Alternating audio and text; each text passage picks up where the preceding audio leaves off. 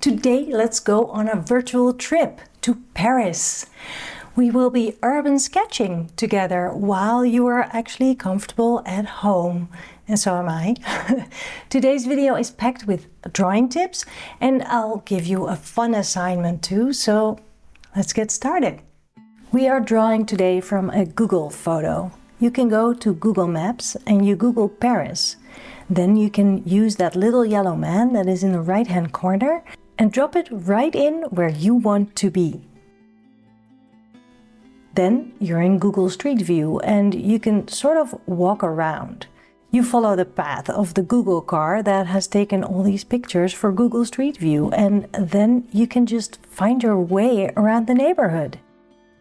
Just walk around, look around, turn different ways to see if anything catches your attention. And of course, don't take hours to do this. You want to be drawing and not spending all your time hunting for the perfect spot. Just like you would if you are in Paris. You can walk around forever, but you can also just decide, this is the place where I want to sit and draw. And I found this place. It's actually across from where my friend Marcus has his art studio. He's my co-teacher in the Paris sketchbook workshop. I like this street corner because there's this building, which is a church, and there's the red awning that really speaks to me. That corner terrace is so very much Paris for me. So this is the place that I will be drawing today. Okay, let's talk about materials first. This is a sketchbook from Stillman Birn Beta series. The paper is quite thick and holds wet media well. I will be using my Sailor DeMannen fude nib fountain pen. It's loaded with waterproof ink, platinum carbon black ink. I use a converter for it. And I will also add a little bit of watercolor. I have my water brush with me as well, so I can use my watercolors and a napkin to clean my brush. Okay, quite an overwhelming view. I really like the red awning, so I'm definitely going to add that in. I think I'll start by drawing the outline of the building first. Fairly quickly, no detail, just the outline. I'm actually drawing the sky rather than the building. Oh yes, of course, I did not plan this well, and I cannot fit the cross on the church, but that's okay, because I want the emphasis to be on that red awning anyway. I'll just keep on going there.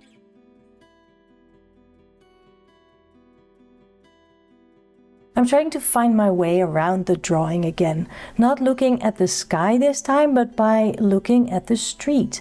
There's a person here, and I'm going to draw them. When it comes to drawing from Google, then there is quite a bit of distortion, so you need to not care about that or just work with it. I definitely want to add this lady with her bike. And I'm taking quite some artistic liberty here, like I would do if I'm drawing on location, because these people would not be standing still so nicely as they are on the photo. There's people in that corner over there. I do like that. I think I'm going to draw them larger, as if they were much closer to me, and so they run off the page. I love that she's actually carrying a skateboard. So this is the start of my drawing, and now I'm going to just add all these details. Well, not all of them, because I am on location, remember? So I don't have like an endless amount of time. While I keep going, let me give you a drawing assignment for this week. If you're up for it, pack your sketchbook, a pen, and something to color with. Keep it minimal and light. Now go on adventure in your own neighborhood and find a corner to draw. Something may catch your eye, and that's your cue. It could even be a garbage can or a traffic sign or whatever. Don't overthink it. Plop down and start drawing. Of course, you could take a picture too and work from that. Or if going outside isn't an option for you, then travel somewhere on Google Street View. You get to draw at any dream location that you wish for. For me, every time I get to draw in Paris, for real and not via Google Street View, it feels like a dream come true. Who doesn't want to be an artist in Paris?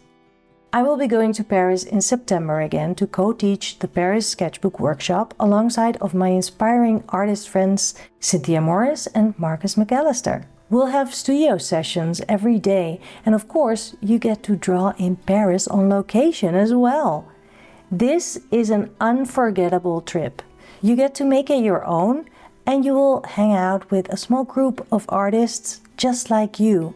You'll be going home with every single page filled in your sketchbook after a week.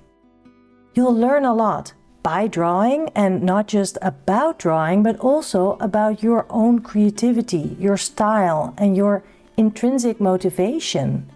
Link for more info and to reserve your spot is in the description box of this video.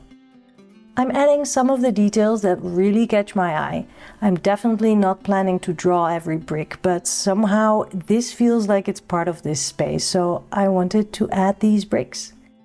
Now I think I'm ready to see how this fencing here is. I think it's around so, and of course I'm not counting these parts of the fence or anything. I'm just really trying to capture that repetition in there. And I think this part of the drawing is already quite far. I won't be drawing more detail. I think this really describes this place already. I also like these poles or pickets or whatever the name is in English. Well, I'll just draw them so I don't need my words. The great thing is they aren't quite aligned, so I don't need to be very accurate either about them. I'm not going to count these either. As they are further away, they move a little bit closer to each other, according to their perspective. Now there's this huge shape that needs more clarity. Of course, the awning was important for me in the first place. This is the corner of the building, and then there's this red awning, and then there's another awning over there in the back. There's more of that fence here, so I'll draw that. The fun thing about this pen is that if you hold it up a little bit more, like tilt it, then the angle of the nib makes a thinner line. There are bikes and there are shapes here, but I think that would only confuse and clutter because there's these people here too, so I'm going to leave that. I'm just going to indicate that there are windows here, and maybe I will have a little bit of a thicker line for this part of the fence. It might be confusing, I don't know. I won't be fiddling too much. Let's just take a look at what's happening here and add some repeating shapes that are helpful to find my way. When you are drawing, sometimes we get really hooked on how things should align and how things should be just right. But actually, things never will be exactly right because it's a drawing. So be playful and take your artistic liberty to add a little bit of line or add a shape or a window or leave out windows, abbreviate. I do that very often. How much detail can you actually draw when you are drawing in a sketchbook like this? Not that much detail, right? It's quite small. So try to abbreviate. I'm trying to describe that there's something in front here, and I'm just really trying to convey the idea of all these layers and all these textures in the building. I'm not an architect. I have no idea what all these parts are. I'm just looking at shapes, shapes, shapes. There are like 4 floors here and I can hardly fit in 3. Let me see. I definitely need to abbreviate more, so I'm going to fit in these windows like this. Just making marks to indicate windows rather than drawing them all. It's not important to draw all these windows exactly as they are. I think this actually really gives an idea, and I love the repetition of it. See, you have to find your way around the drawing the way it works for you. Actually, all I need to do here is just put down marks to show that there are windows. Please don't comment and tell me that I'm not accurate, because that is kind of the point. Not being too accurate, just playing and trying to convey that depth and trying to capture these windows and doors and everything that's going on in busy streets in Paris. The Google picture is helping me to give an idea, but I am also kind of making things up as I go. I'm editing. The only thing now that's missing is this white space here, and that's because there's chairs and there's a few people sitting there. So I sort of worked around it, a little bit of procrastination there. Let's tackle it now. It's all about mark making again, and I can explain a lot with color in a bit. So I'm just going to do some shapes here that indicate chairs, perhaps just kind of mark making again. This can be dark. That's a great thing about this fude nib. With just a few marks, you're coloring dark shapes. Okay, I think this is all I need. I don't want to color in the whole thing. The most important thing to me is this red awning and the red chairs. So I will start with that. I'm picking up some red, different kinds of red, just to find a good bright red that feels fitting. And here we go. I'm just filling that out, and you know what? I'm taking artistic liberty and will add red to the green awning as well, just because I love that pop of red there. I'm going to add red to the furniture as well. That's it, I think that's enough. It's great, that pop of color. I'm cleaning my water brush by pushing the barrel to squeeze out water so I get all the paint off. I'm done with the red, so I'm taking that away from my mixing area, and now I'm just assessing to see what else this drawing needs. I think I'm just going to add a little bit of gray to indicate some of the shading, but I'm not going to add more color because I want all the emphasis to be on this red part. To mix gray, I like mixing Van Dyke brown with indigo. And the more blue I mix, the cooler my gray gets. The more brown, the warmer. I'm adding a little bit more brown and I'm adding a little bit more water so that I have a light wash of gray here. And then carefully I can start. I can always add more layers.